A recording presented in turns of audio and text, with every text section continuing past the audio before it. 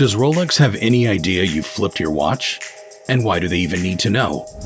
With the increasing difficulties of purchasing numerous Rolex watches, as well as their restricted availability, the idea of flipping or selling a Rolex watch purchased from an official Rolex retailer is becoming more popular. Many consumers who are unfamiliar with the Rolex market may be shocked to learn that selling a watch they recently purchased from a Rolex retailer is a controversial topic. However, the Rolex watch market has evolved clearly different from most of the other markets in a number of respects. Before we get into the details on how Rolex knows if you flip your watch, it's important to understand first why they need to know. To begin with, Rolex watches are extremely rare today. The demand is just far more than the supply. They sell watches through a network of official retailers all over the world. Rolex does not have its own stores, contrary to popular belief, with the exception of a boutique in Geneva. This implies that the retailers choose who receives the Rolex watches they get. While this offers a lot of advantages for Rolex, lower expense, lower risk, and less paperwork, it also means they have very little control over who buys their watches. However, as we've said earlier, the demand for many models exceeds the amount that Rolex creates and ships to these retailers. As a result, clients must first undergo a waiting list by showing their interest in the store, and then wait to be notified that the watch they want is now available from that store. The waiting period for some models could be many years, and, depending on how many individuals are on the waiting list in connection with how many pieces the store receives, the possible wait period for the most highly prized models could be decades. What happens when demand is significantly greater than the supply? According to market principles, well, prices rise. However, based on their contract, official Rolex retailers must sell their watches for the suggested retail price specified by Rolex. In practice, this implies that when a retailer sells a popular watch to a consumer, they sell it for less, sometimes considerably less than the market has determined it's worth. As a result, a consumer who purchases a desirable watch can immediately sell it on the secondary market for a higher price than they paid for when they bought it. This is obviously strange if you consider traditional market principles, which state that most products we buy brand new from authorized retailers lose their value as soon as we step out the door. As you might expect, this makes it quite attractive for many people who can get their hands on particular Rolex watches for the recommended retail price to sell them and profit. Of course, this does not extend to all Rolex models, but a growing number of them have become increasingly difficult to find in recent years. This is where the problem arises. Rolex wants authorized retailers to sell timepieces to end users who will wear and enjoy the watches for several years. However, some buyers sell the watches they purchase, which goes against Rolex's wishes. Because the brand is not engaged in the secondhand market, they lose a little of their control. It could also imply that people who genuinely want to wear and admire a particular watch will have a far more difficult time obtaining one. Many people have complained about this, resulting in dissatisfied customers and displeasure with the Rolex name, which is obviously bad for the company. And at the same time, any firm, particularly luxury brands that strive hard to give their teams an exclusive and unique status, benefits from being in a situation where demand exceeds supply. In other ways, Rolex benefits from scarcity and the reality that most Rolex watches sell for more than the recommended retail price. And besides, Rolex is more famous than ever before, and they're able to sell even more watches. Also, they may actually raise their prices without making a fuss, because many models will still be less expensive than those on the secondhand market. Most of those people who are complaining over not being able to purchase a Rolex watch would not want to buy the watch if the case didn't look the way it does, and possibly wouldn't even want one if they'd end up losing money.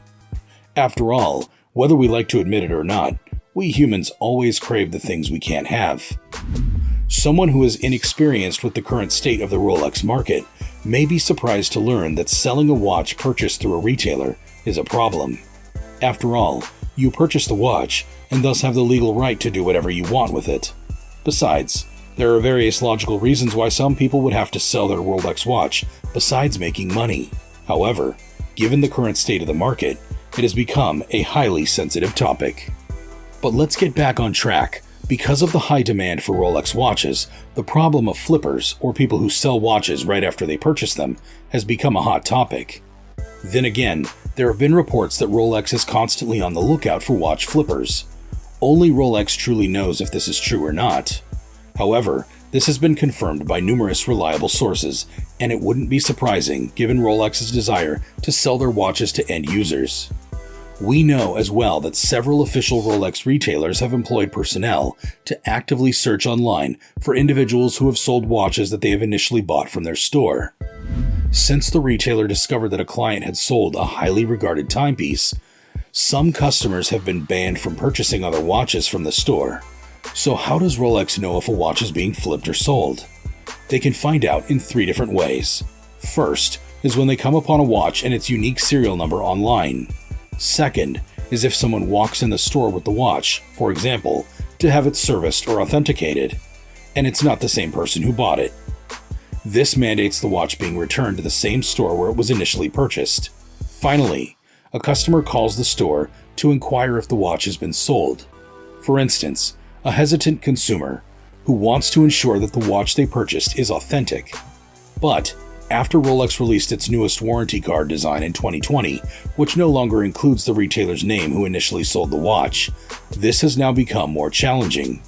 And although the main concern is when buyers sell new watches right after they get them, rather than selling their watch many years after they buy it, it's no longer a big deal.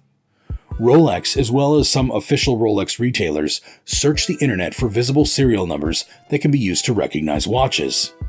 This includes sites where users can sell their watches. One of the reasons most dealers blur the serial numbers of the timepieces they market is because of this. However, some individuals fail to hide serial numbers in their advertisements, enabling Rolex to see the serial and determine which retailer sold the watch. If the investigation is done by a Rolex retailer, they will be able to tell if they have indeed sold that particular watch. Some sellers are either unaware or unconcerned that Rolex inspects watches being offered online. As a result, Rolex may discover the advertisement, identify the retailer that sold it, and contact them to notify them of the situation. If Rolex notices that many of the watches sold by a certain retailer appear on the secondhand market almost instantly, they may believe that the retailer is selling to flippers and perhaps even dealers. They may be given a warning if this is the scenario. Alternatively, they may simply inform the retailer that one of their clients has sold the watch, and the store will blacklist them, preventing them from purchasing any other watches. A few sellers also make the typical mistake of overlooking the fact that Rolex watches have the engraved serial number at 6 o'clock on the rehaut. They may blur the serial number on the warranty card, but fail to notice that the serial number is apparent in the engraving. People who are totally unaware that they are not permitted to sell their brand new watch, which is reasonable given that it is their property and they should, at least in principle, be able to do whatever they want with it, may clearly state that they purchased the watch from retailer X on the date specified. If Rolex or the store discovers this, they will be easily exposed. We'd like to stress out that Rolex has no way of knowing if you sell a watch through the warranty card. The warranty is never linked to a specific person, but rather to the watch itself. As a result, unlike most of the other brands such as Audemars Piguet or Cartier, Rolex does not preserve any ownership registers that indicate when a timepiece is sold or transferred. And that's a wrap for today's episode. If you liked the video, don't forget to give it a thumbs up. See you next time on Above First Class.